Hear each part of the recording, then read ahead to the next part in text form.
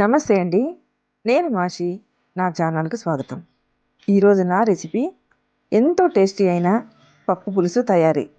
మరి దీనికి ఏమేమి కావాలో చూద్దామండి. ముందుగా అరకప్పు కందిపప్పు తీసుకున్నాను. 1 టేబుల్ స్పూన్ పెసరపప్పు వేసానండి. ఈ రెండింటిని నీళ్లు వేసి బాగా కడిగి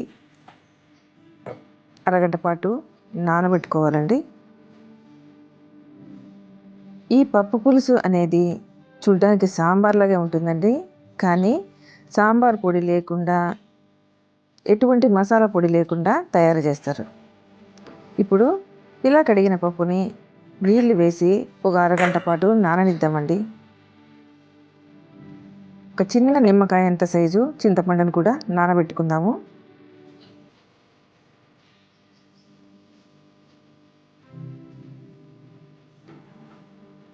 పప్పు నానిందండి. దీన్ని ఇప్పుడు స్టవ్ మీద ఉంచేద్దామండి. అంతా ఇలా కలిపి ఒకసారి మూత ఉంచి స్టవ్ మీద ఉడకనిద్దాము.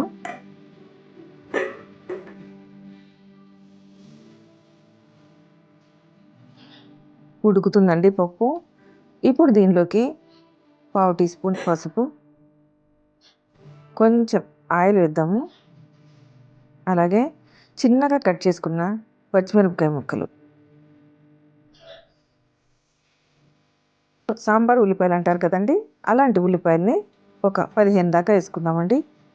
ఒక 2 టమోటాలని ఇలా కట్ చేసుకొని దీన్ని కూడా వేసేద్దామండి.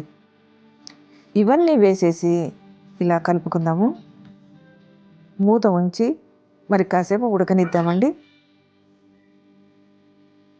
నేను దీంట్లోకి పెసరపప్పు ఎందుకు వేసాను అంటే పులుసు చిక్కదనం కోసం అండి.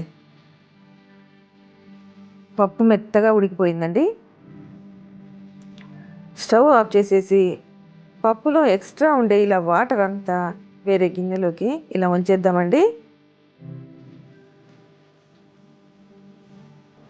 ఇలా నీళ్ళన్నీ వంచేసిన తర్వాత ఈ పప్పును పప్పు కర్రతో రుబ్బుకున్నామండి.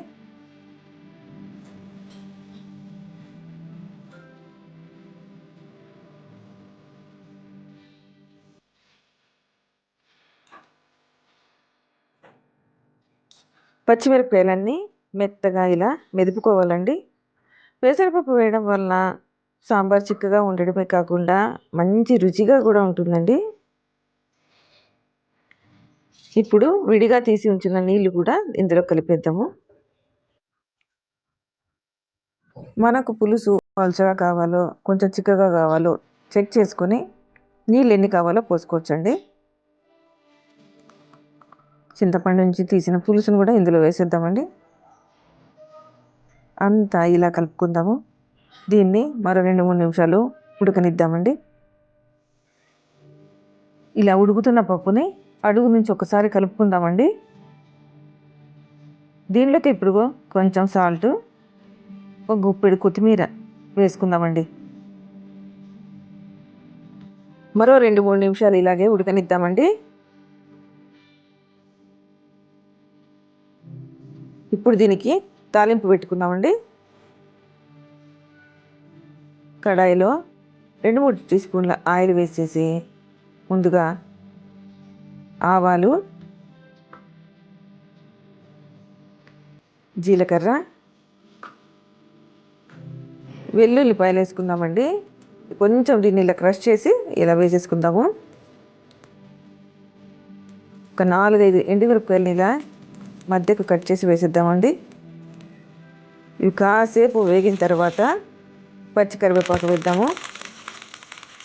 ఈ తాలింపు ఎర్రగా వేయించాలండి.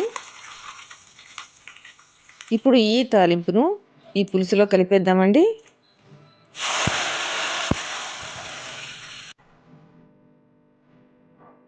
ఇంట్లో ఏవి కూరగాయలు లేవనుకోండి, ఎంతో సింపుల్గా ఈజీగా ఈ పప్పు పులుసు రెడీ అయిపోతుందండి.